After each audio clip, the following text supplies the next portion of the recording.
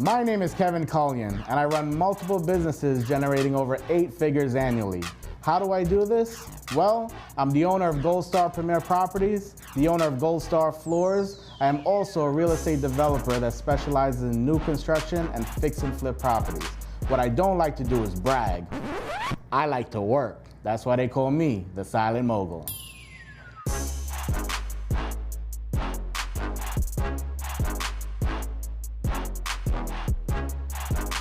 On today's podcast, we have my friend JR from JR Ornstein's Insurance Agency. How you doing, my friend? I'm doing well, man. Thanks for having me. Thanks for being here. Yeah. So right off, I just want to get to know you, let the audience get to know you. How did you get into the insurance field? So it's a very common story, right? Okay. Most kids don't grow up saying, oh, I want to be a policeman, I want to be a fireman, I want to be an insurance agent, right? It's not very appealing. So like most people, I had to know somebody. That's normally how it goes down. So in my case, it was my dad. Okay. And he was an insurance agent for 30 years. And he always wanted me to follow his footsteps. I wanted nothing to do with it whatsoever. But eventually, long story short, I eventually went to him and I said, you know, why do you love this so much? Because I couldn't think of anything less appealing to me than insurance. It's such a boring type of thing, you know?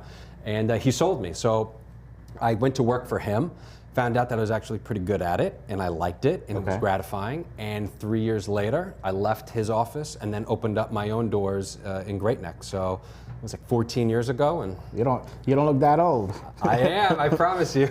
Wow. So JR, you and I have been friends and business colleagues for a few years now. Yeah. And a lot of times when we're dealing with a real estate transaction, the buyer doesn't really know when's the right time to get a home insurance quote. When would you say is the right time? Yeah, so I think that's a really important question because I think that this is where a lot of home buyers go wrong or have been steered incorrectly, okay? I strongly believe that when someone who's buying a home is ready to make an offer, they should be inquiring about insurance quotes at that point. They shouldn't be doing it after they're already in contract, after, you know, we're weeks into a loan application or anything like that. And here's the reason why, okay? Let's just say that, you know, you've been pre-approved for a loan, right? You've got this set belief, okay, here's what I can afford, right? And the bank might be saying to you, okay, you can afford this mortgage payment, you can afford these taxes with it, and you know the insurance is roughly going to be $100 a month or something like that, right? But at that point, no one knows what house you're actually buying. They have no idea what the insurance cost is going to be. So just imagine you found your dream home, you've been pre-approved, right? You're going to contract, now it's time to get insurance rates, and you find out, oh, this house is in a flood zone? Oh, the flood insurance is going to cost $3,000 a year. Now all of a sudden, that could make or break your ability to afford it or even qualify, right? You may not know, maybe the house that you're living in now or houses that you were looking at were built in the last 10 years. But if you buy a house that ended up being, let's say, built in the 20s, again, the insurance premium is going to be much higher than average. Wow. Right? So these are factors people aren't thinking about when they're buying the house. But they should. There's nothing to lose, and it takes no time to just ask an insurance agent, hey, I'm looking at this house. Can you tell me what the insurance would be, and just confirm or not whether or not the home's in a flood zone and if I would need flood insurance? Well, that's great advice, but how does the premium get divvied up, like from one house to the next? What factors are important or are calculated when coming up with the premium? So, for one, the bulk of the price on homeowners insurance is going to come from the reconstruction cost. So on homeowners policies, they call that dwelling coverage. It's normally the coverage that everyone's focused on. It's the coverage that the bank is looking on. Hey, if this house burns to the ground, is there enough money to rebuild it with similar construction, right? That's generally, so that's going to be the largest pricing factor, right? But other than that, again, it's the year of the house. It's the proximity to the water. It's also the customer's credit. Now, they don't run credit. The insurance companies aren't running credit like a hard hit the way that the banks are. But it is a factor. So someone who's been a delinquent payer for years and things like that, that's going to be a factor. Also, their claim history. So not everyone's a first-time home buyer. Or maybe you were renting, but you had renter's insurance. So if you've had claims in the past 3 or 5 years, your rates are going to be higher as well. So yeah. So how does bundling your insurance, like if you have a car insurance with someone else, you have your homeowner's insurance with someone else. How does bundling it all together offer the consumer a discount? I mean, so it's a no-brainer to always check the numbers. Okay. You know, on homeowners insurance, the largest discount you can get is for having your car insurance with the same company. Okay. How much discount would you say? Well, there's a range. It depends on the company. I would say a very classic discount might be somewhere between 15 to 20%. That's a lot. Yeah, and when you're talking about thousands of dollars annual in premium, now all of a sudden you could be talking about hundreds and hundreds of dollars. I mean, I've seen, depending on the size of the home and the policy, $500, $1,000 more of a discount just by bundling it. You know, Wow. not to mention that the cars themselves are going to be getting massive discounts because you have the home.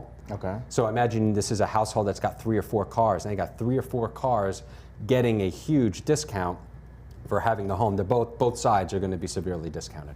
Wow. JR, that's incredible. I could never imagine that you would be saving 15 to 20% just by bundling your insurance. Absolutely. But on another note, if I'm purchasing a house in today's market, what are some things that I should be looking out for when comparing one quote to the other? Yeah, so I would say, you know, the word that comes to my mind is trust. You need to be working with someone that you trust. Okay? It's kind of like if you don't know much about cars and you have to take your car to the mechanic, you know, they could tell you anything. You have no idea. You better be you have to trust them. Absolutely. Right? Because you're not in position to do the work yourself. You don't know. Well, the same thing happens on the insurance side. Okay? Some people will look at the bold numbers and say, oh, okay, dwelling coverage, that's what it is, and here's the price, and that's what it is. But let me give you a very an analogy that I think is fair, right? So let's say, imagine that you're talking to a customer about a loan, right? And they want to know, what's the interest rate? What's the interest rate? And you say the interest rate that you qualify is 4%, and they say, oh well, Joe Schmo offered me 3%. Yeah. And, right? And they don't know the difference, right? Because they don't know, well, you offered maybe a 30-year fixed, and what their 3% was a 10-year ARM, right? Got it. Well, on the insurance side, there's a lot in between the lines. And unless you're in the business, you can't tell the difference between a policy that's going to give you, let's say, replacement cost on your, whether it's on the house itself or for your personal property. Do you want, let's just, for example, let's just say that you had a major fire and all your furniture went up in flames. If you had to replace that furniture, you can't replace it with the garage sale price of it. You need today's pricing. Well, a lot of policies that are getting sold out there are giving you the garage sale sort of coverage. Got it. Right? I had a family member last month who they were not insured with me. This was like my parents' cousin, whatever, and they're with another company which I will not name. That's mistake number one. Yeah, that's a big mistake. And so they had a pipe burst, and it wasn't a frozen pipe, but the pipe just started bursting. Right. And they've got 6 figures of damage in their home, and they just found out they have no coverage for it. Wow. All right, now this is a major brand, by the way. It wasn't like it was a no-name insurance company. They should have known better. This was a brand that generally people would trust, but it was an old policy, and the policy had an enormous amount of exclusions in it. And likely what happened at the time was that was the cheapest price they got. Yeah. And no one explained to them, yeah, but you're not covered for X, Y, and Z. Yeah, your cheapest option is not always your best option. Right, so oftentimes what's cheap now is going to be by far the most expensive later. So what's really important is that whether you are the person buying a home or if you're a realtor or a loan officer referring someone to an insurance agent, totally, we all want a low price. I don't want to overpay for my insurance too. But you've got to find a balance of being covered properly. At least know what you're covered for, even if you want to be underinsured. Listen, I had a client the other day who's buying a $2 million home, and they wanted to have like only $700,000 of coverage. Not nearly enough. Not nearly enough. And most insurance companies won't even do it. All right, I'm able to actually provide that for him, but he has to sign a waiver. Everything's going to be notated. He's fully aware that he's only going to be covered. It's not enough to rebuild the entire home. But at least we had that conversation. Yeah. I didn't just say, oh, you want this much coverage? Here's what it is. 3 years later, a fire takes place, all of that, and I get a call saying, what do you mean I'm not covered? It's like the worst thing that can happen. So if I have a current policy right now, and I bring it to you to kind of give me your honest opinion and to assess the policy. Is that a service that your brokerage provides? 100%. First of all, every single person who calls into our office, we're going to talk to them about what you have. Okay. You know, I'm full of analogies, but just imagine if you were a doctor, right? Would you have a patient come into your place and say, okay, so if you could just write, I have this condition, and if you could just write up this prescription? Without checking their history. Right? Yeah. So our job is to review what their needs are. Oftentimes, it really doesn't matter what they have, because we're still going to provide what we think is right for them.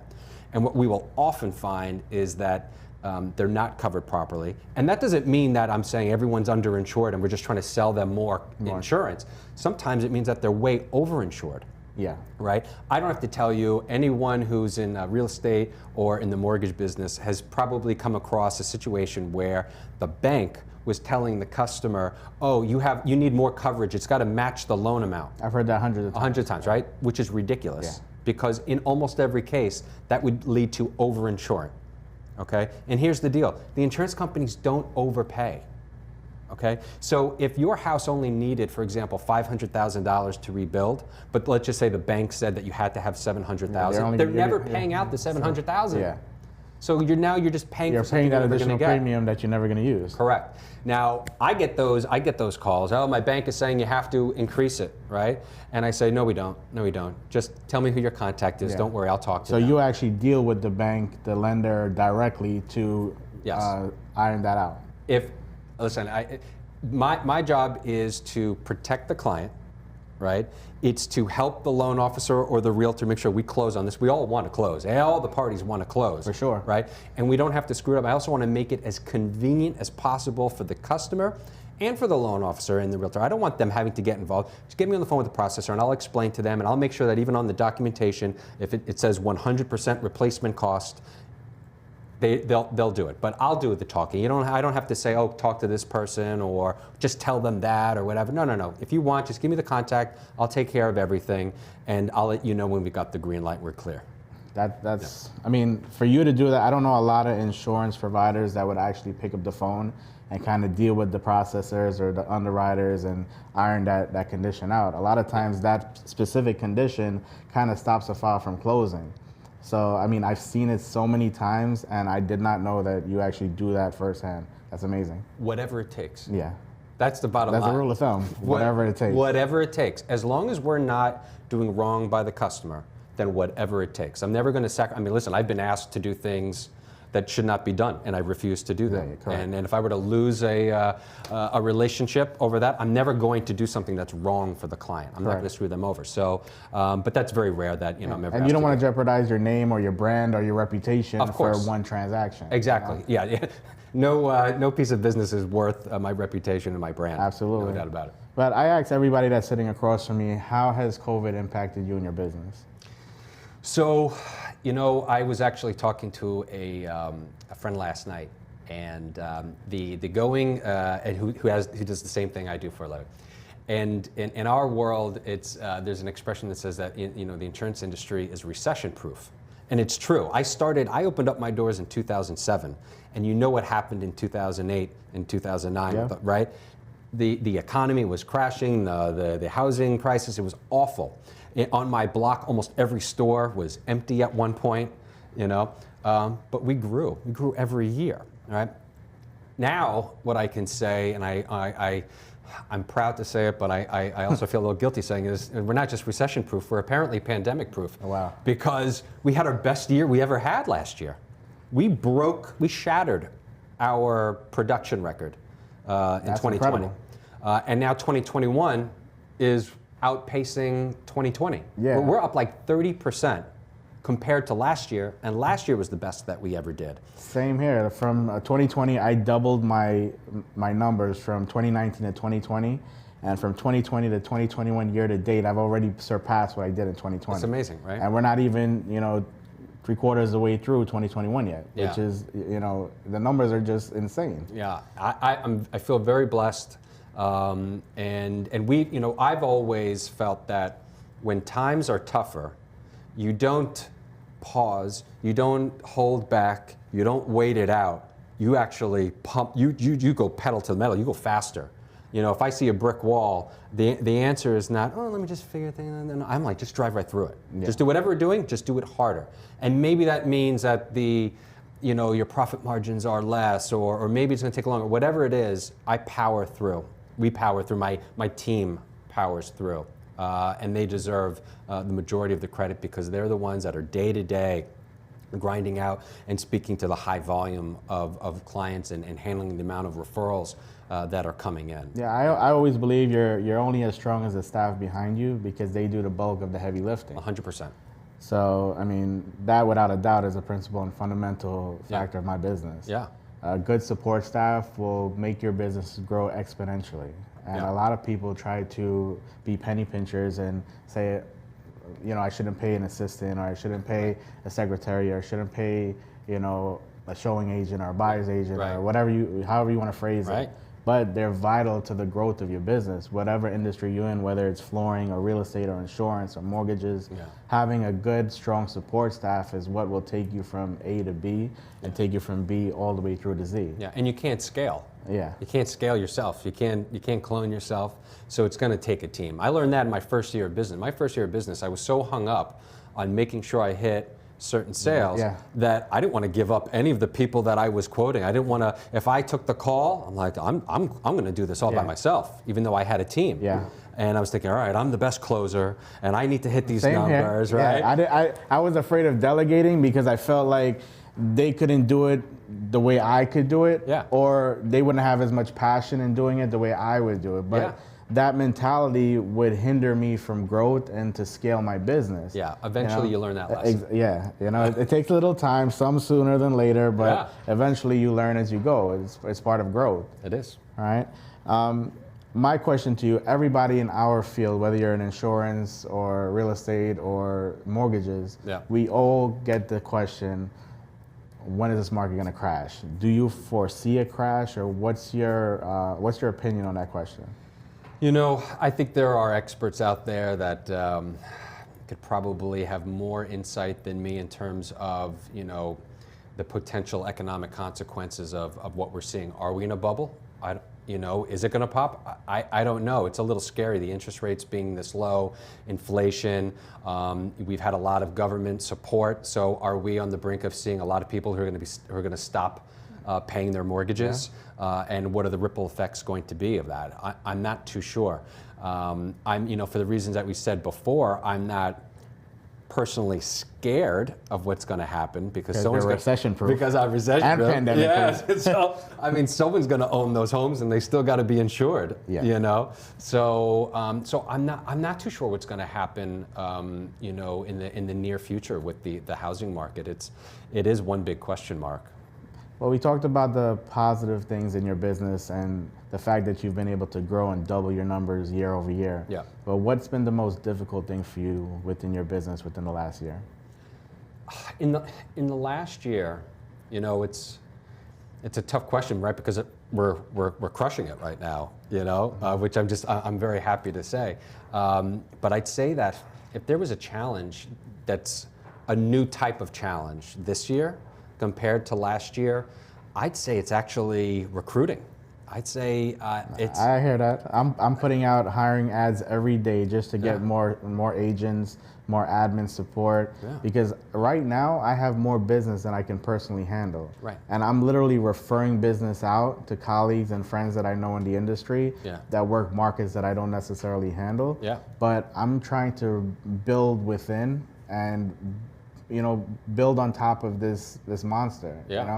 And even today, I literally put out 4 different ads via social media, Craigslist, Indeed, whatever platform you could possibly think about. Have you tried ZipRecruiter? I have tried, and WiseHire actually. I tried WiseHire as well. It's rough. I've got postings at all times. I'm always hiring.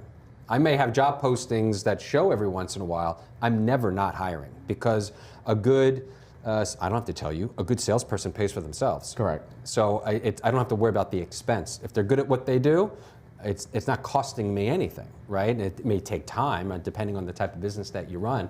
But I have found that the amount of applicants compared to before, it's dramatically less. Sure, I agree with that 100%. There was There was an article published the other day that in the month of June there was 850,000 new jobs, but you put out these posts and there's no feedback, or the inventory or the applicants are much less than what they were before. Yeah, and the employees now for the last year, maybe they got used to working remotely, and now maybe they don't want to have an office job, or maybe they've been receiving some government assistance, and they're saying, based on these entry-level jobs I'm looking at, it's really not that much more, and I would have to work, whereas I don't even have to work right now, and I can do this. There's all different reasons why all businesses are struggling. Yeah. But it certainly has forced me recently to start rethinking, how do I structure? Correct. How do I structure my business, and what are the, what value can I give on top of just plain old, base salary and commissions and things like that, and even exploring those things as well. But, businesses evolve, we'll figure it all out. So to wrap this up, JR, I mean, it's been a pleasure having you here. Yeah. I know that I have my own personal passion, and I wanted to ask you, I see that you post all these luxury cars on your Instagram feed. Yeah. Is cars your personal passion? I would say my passion for cars is directly related to insuring them.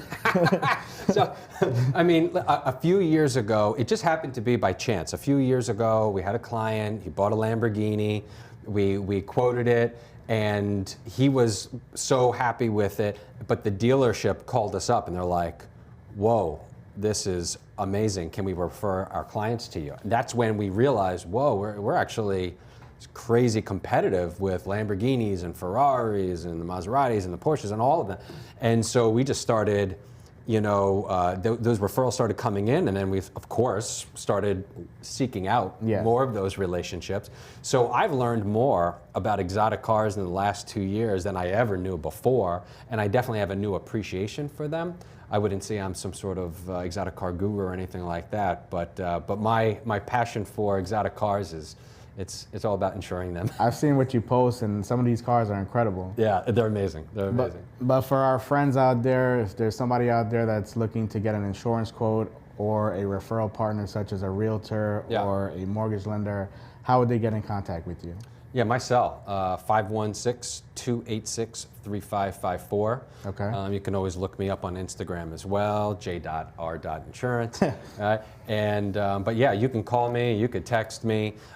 Generally the way it works is, it depends on, but people generally contact me first, and then I've got a whole team, right? So I make sure that, if something is time sensitive, I'm going to make sure, even if there's someone that you're used to working with in my office, well, what if they're not available for 3 hours and it's really that time sensitive? There's always going to be someone on my team who's going to be available to you in that moment, if not myself, right?